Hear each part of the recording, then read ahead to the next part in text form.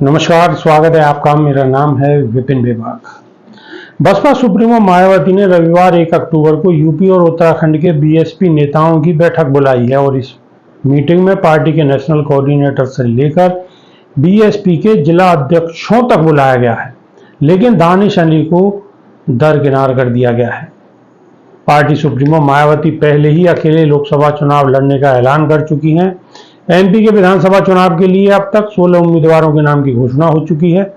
तो सवाल ये उठता है कि कल होने वाली बैठक में बसपा सुप्रीमो मायावती किस फैसले का ऐलान कर सकती हैं। जितने मुंह उतनी ही बातें। पार्टी के किसी भी नेता को कुछ नहीं पता। सब यही कह रहे हैं कि बहन जी क्या करेंगी, ये तो वही जाने। दूसरी ओर यूपी की सियासत में इस बात की भी सुगबुगाहट है कि बीएसपी के 9 सांसदों में से 8 पार्टी से बाहर जाने की फिराक में है।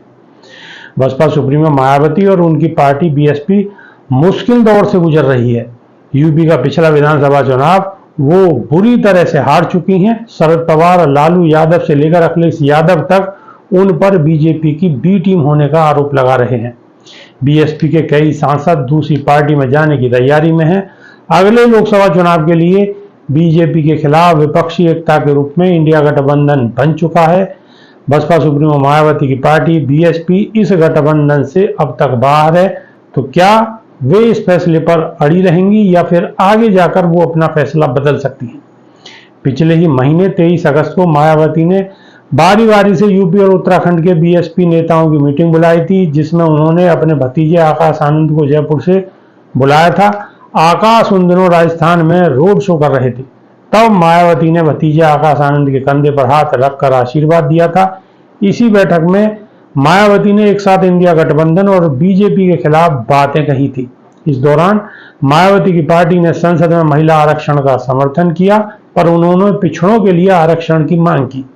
मायावती के लिए सबसे बड़ी चिंता पार्टी और अपने बेस वोट बैंक को बचाने की है।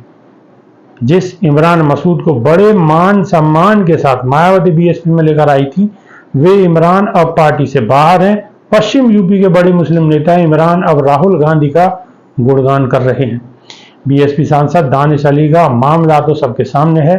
संसद में बीजेपी सांसद विधूड़ी ने दानिश के खिलाफ आपत्तिजनक बातें कही थी। उसके बाद राहुल गांधी समेत विपक्ष के कई नेताओं ने दानिश के घर जाकर उनसे मुलाकात की और उनका समर्थन किया। समर्थन तो मायावती ने भी किया, लेकिन बीएसपी का कोई सांसद उनसे मिलने नहीं गया। पहले मायावती ने दानिश अली को मिलने के लिए लखनऊ बुलाया था, पर बाद में ये मीटिंग कैंसिल कर दी गई। इस बार भी बसपा सुप्रीमो मायावती ने उन्हें बैठक में नहीं बुलाया गया है।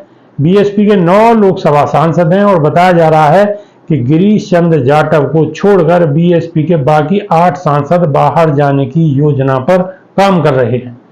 दानिश अली कभी नीतीश कुमार से मिलते हैं तो कभी कांग्रेसी नेताओं के साथ गलबहियां करते हैं। मायावती को ये सब पसंद नहीं है। अगर वे फॉर्म में होती तो अब तक उन्हें पार्टी से बाहर कर चुकी होती।